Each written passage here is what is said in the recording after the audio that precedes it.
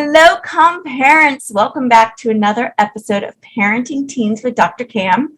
I'm your host, Dr. Cam, and today I'm talking with Todd Nesloney, award-winning teacher, principal, and author of numerous books, including Kids Deserve It, Stories from Web, Sparks in the Dark, and his newest book, When Kids Lead. Todd is the Director of Cultural and Strategic Leadership for the Texas Elementary Principals and Supervisors Association. He hosts the podcast Tell Your Story and has created 2 online courses about building campus and classroom culture. Todd has been working his entire career to help grow students into leaders and world changers. Welcome, Todd. I'm so happy to have you here. Hey, thank you for inviting me. I am thrilled to be here. I want to dig into your story because it's just you've done so much already. I'm like, oh my God, what am I doing with my time? It's amazing. So tell us a little bit about you and how you got onto this path of principal and now really getting into teen leadership. Well, it's so funny because when I knew I always wanted to work with kids, I didn't know what avenue that would look like. I thought for a while it'd be in social work, but then I realized I wasn't very good at disconnecting myself emotionally from a lot of the things those kids are going through. So then I found out that teaching really was my passion, and I swore that I'd never leave the classroom, and it was exactly where I was meant to be. I got my master's right away only because I wanted to be the first person in my family with a master's, not because I actually wanted to use it. And then I ended up getting this great opportunity to be a principal in a district near mine. And I took the opportunity and loved it. And then I got to step into my new role now with the Texas Elementary Principal Association. So it's been a crazy journey with a lot of really cool experiences, but I wouldn't have it any other way. That is so amazing. And how did you get focused on actual leadership? And I know you're really focused too on just school change and changing the culture.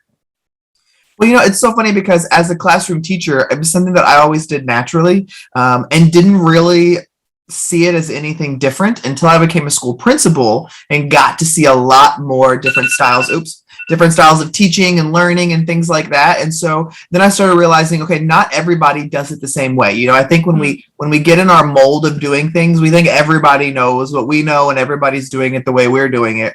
And so I started figuring out ways that I could continue to empower students, to give them a voice. And then my buddy Adam DeVico and I started a leadership conference called Get Your Lead On, and we were pouring into adults and doing all these things with helping them grow into leadership. And then we started talking one day and realized, we were doing a lot of leadership things at our schools, but there wasn't really anything in place for growing student leaders, growing leaders that were kids, because there's so many books and so many resources and webinars out there for adults who want to become better leaders. And so that's where the idea of let's write a book about all the stuff that we're doing that we just assume people know about or understand. And that way it's all in one place, and we can hopefully help inspire more people to give kids these great leadership opportunities. So tell us a little bit about what that looks like to give our teens leadership opportunities. Well, I think there's so many ways to look at it. And one of the things that I think about often is just that idea of empowerment. I think sometimes we make excuses for kids. We either say, well, they don't ever behave in class, or they're never on time, or they're always falling asleep. So how could they be a good leader? Or I don't have time to pour into these things like that. They just need to get a job and move on. And so I think the more we can make kids feel empowered, and the more, somebody that I really admire is a woman by the name of Angela Myers. And I will always remember what she said one time when we were talking. And she said, you have to find out what breaks their heart.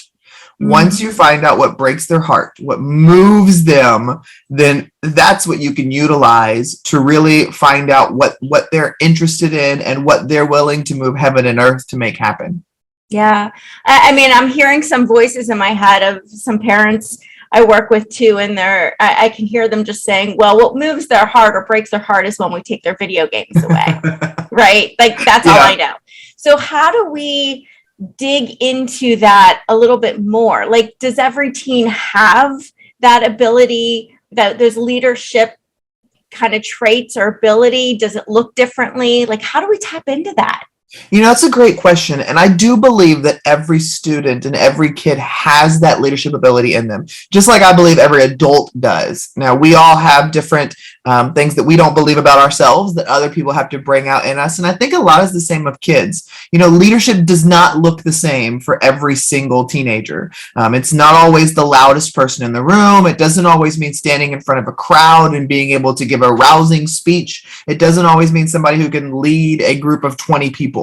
I think leadership looks different in many ways because our extreme introverts aren't going to lead in the same way that our extroverts are going to lead. But that's okay because we need all these different types of leadership depending on what they're going to pursue in life. And so a lot of it comes down into really getting to know your teenager, really spending the time to talk to them, to figure out what they're interested in, but also giving them opportunities to pursue interests. I think sometimes our teenagers don't know what they're interested in because they've never been given any opportunity to think about it or to experience different things. And so for me, it's about like, what can I introduce them to? What can I let them see a little bit more of? What can I let them experience? What kind of things can I open up their minds to that they might think, ooh, I didn't know I was interested in this, but now that I'm out here doing this, I kind of like this work. Yeah. And so let's say we have a teenager who, doesn't talk to us and wants to just spend all their time on the video games, where do we start? I think that's a great question because no matter how much we talk about these great ideas, there's always going to be kids like that. And again, to me, it all comes down to the relationship that you're building. Yes, my teenager may love video games and may not be really conversational, but that doesn't mean I can't take them to go experience things. That doesn't mean I can't say, hey, you know what? This afternoon, we're going to go volunteer over here at the soup kitchen and we're just going to spend some time pouring into somebody else. Or, we're going to go and check out this animal shelter and we're going to go just see if they need any help. Like for me, I love the idea of volunteering with teenagers, finding different things that, as they grow up and as you've hopefully spent some time with them, you've identified some things that they're interested in outside the video games, even if they were interested in it at 6 years old. It doesn't mean you can't kind of go back and look at it and be like, hey, do you want to go? There's this pottery class. Do you want to go try this pottery class real quick? We'll just do one. If it sucks, we don't ever have to go back. Or even if it's not you doing it with them, maybe they really love spending time with their uncle, or maybe they really love spending time with a friend. And it's like, you know what, how about, can I sign y'all up for this and y'all go experience it? And then you come back and tell me what you thought. And if we want to do more like that. And because I think, they're teenagers. They're going to say they don't like things, even if they kind of do. They're going to kind of put up a little, oh, this is so dumb. I don't want to do that. And so it's about working through that and not letting those kind of apathy or attitudes get in your way.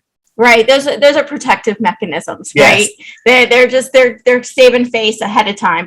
So there's two things there that you said that I really wanted to call out to. You use the word we a lot, not you go do this. Mm-hmm. It's let's do it together, which yes. I think changes the dynamic a lot because when we say you go do this, it feels like we're trying to control them yep. and tell them what they need to do. When we say we're going to do that and we immerse ourselves in it, all of a sudden it's about connection and it's not about expectation of them. It's about something to do. So I think I really wanted to call that out because you use that a lot. And I think that's really, really important. The other thing that you said very quickly that I wanted to call out too was asking them, is this something you want to do?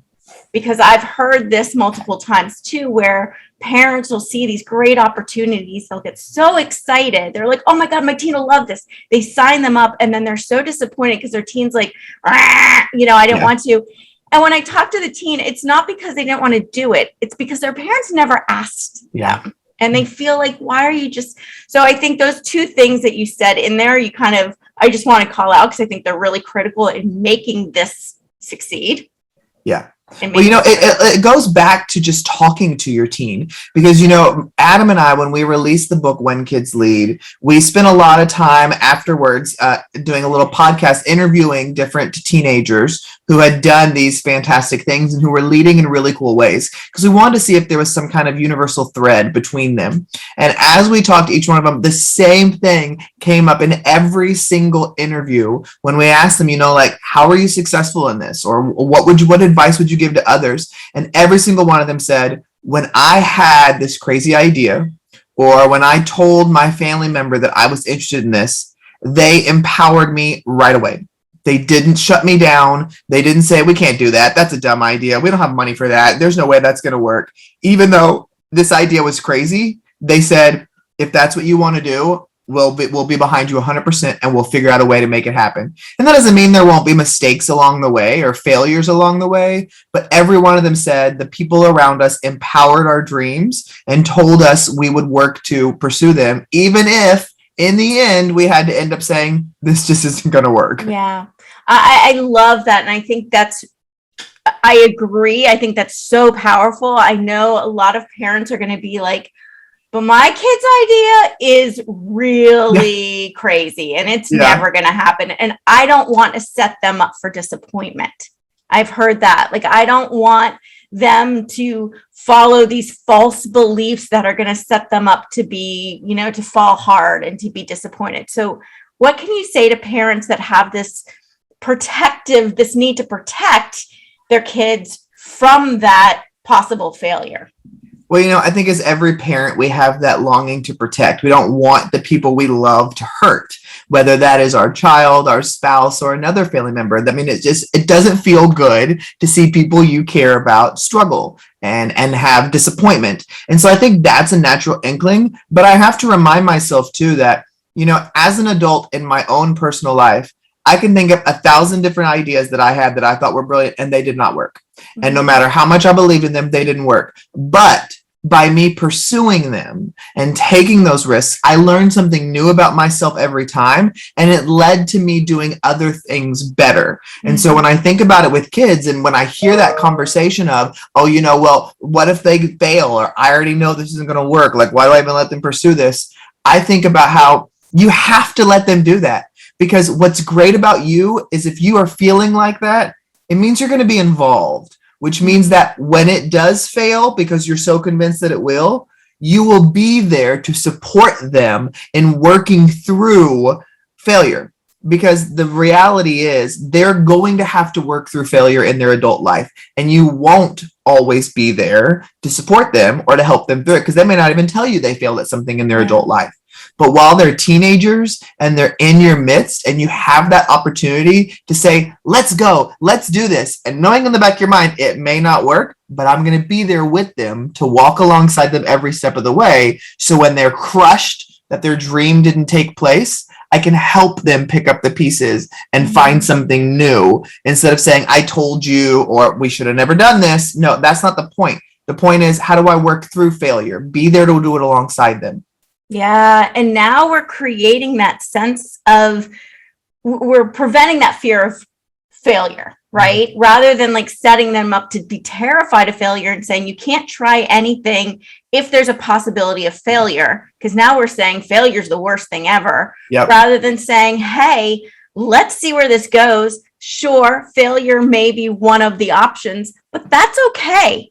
Mm-hmm. Because now I'm not going to fear failure. And I see a lot of teens and adults that are terrified of trying something new because they don't want to fail. And we're saying it's okay to fail. Like, that's actually a cool thing, because that means you did something unique. Mm-hmm. And one of the things, and I'm guessing you see a lot more of this than I do, is how creative teens are. And the fact that in our adult heads, we may think that's impossible because we've kind of almost boxed ourselves in a little bit. And when we follow teens, they can take us to some incredible places.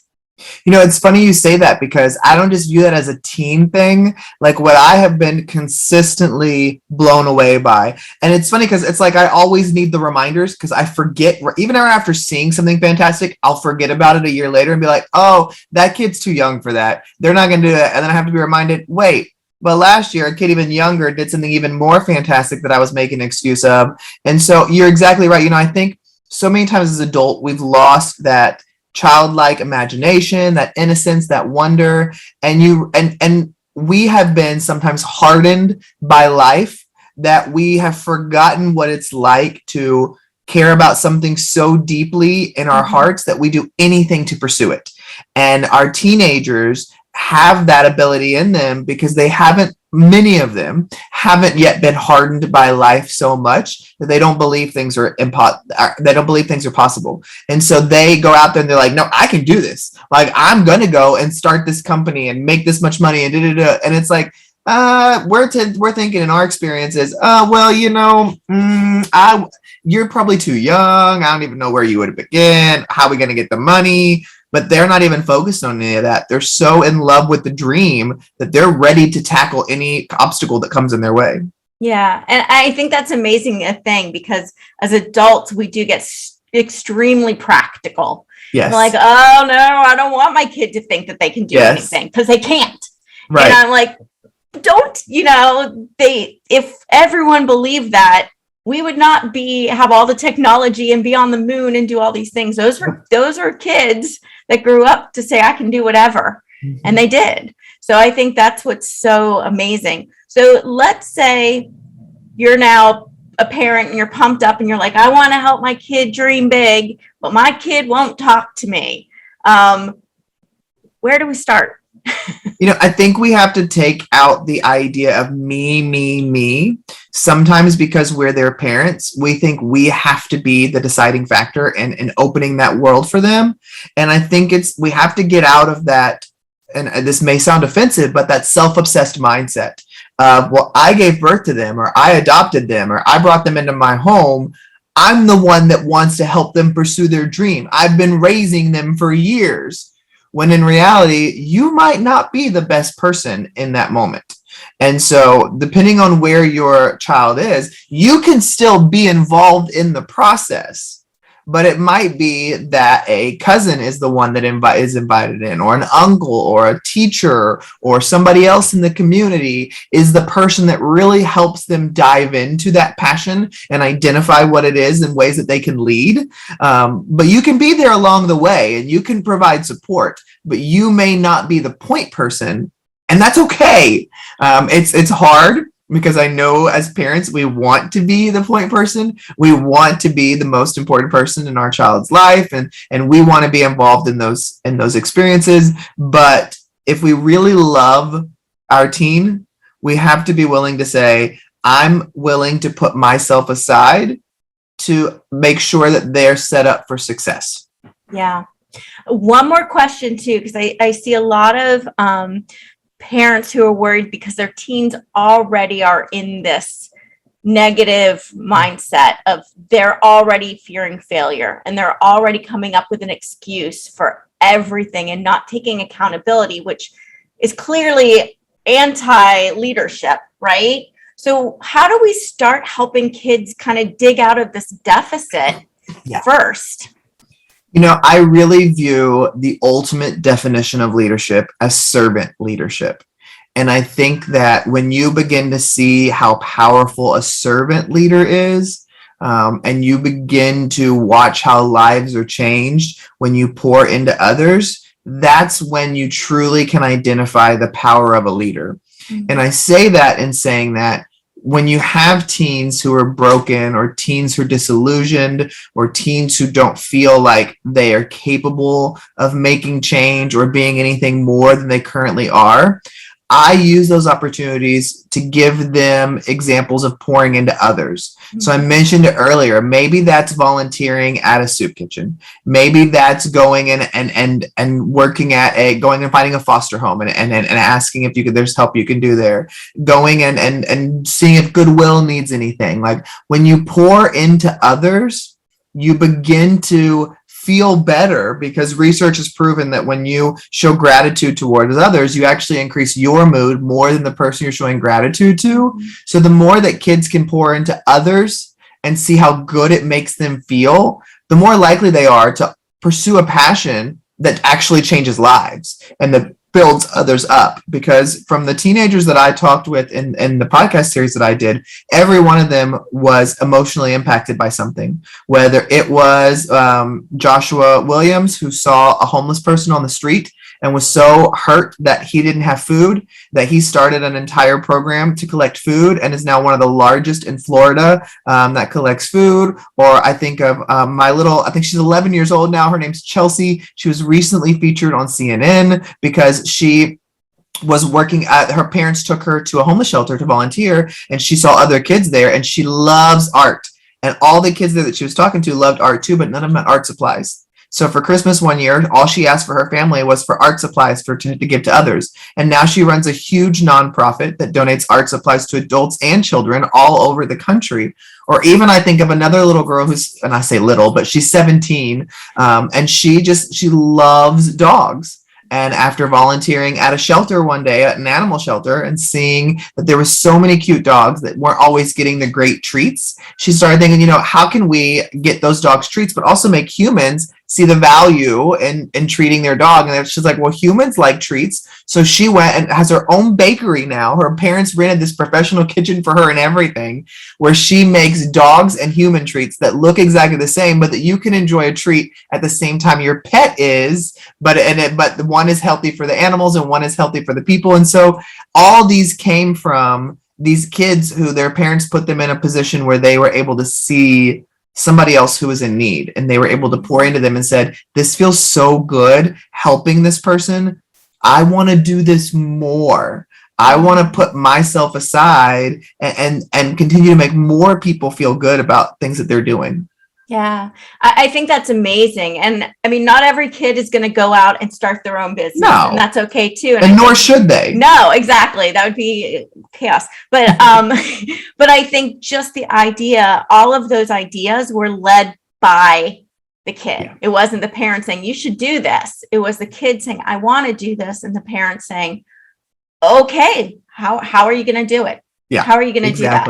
Not I'm doing it for you. It's how are you going to do that? And I think that can happen in even smaller ways, but it's giving them that empowerment and encouragement that is so astounding. I know that this conversation today is I'm keeping a very rosy, positive look on this conversation, but I want to say to the parents too that, when you do some of these things, your child is not always going to react. They're not the first time. They may say that it's still stupid. The second time, they may still not be into it. It may take the third, fourth, or fifth time to find the right thing for them. But come on, think about any of us. It's not always the first thing that clicks. It's not always the first movie, the first song, the first experience. And so don't quit looking for that thing that your child's into just because you worked really hard and were really excited about one and it didn't connect. That's okay. Again, we got to take ourselves out of the picture and realize we're not doing this to make us feel better. We're doing it to find something great for our kids to lead in.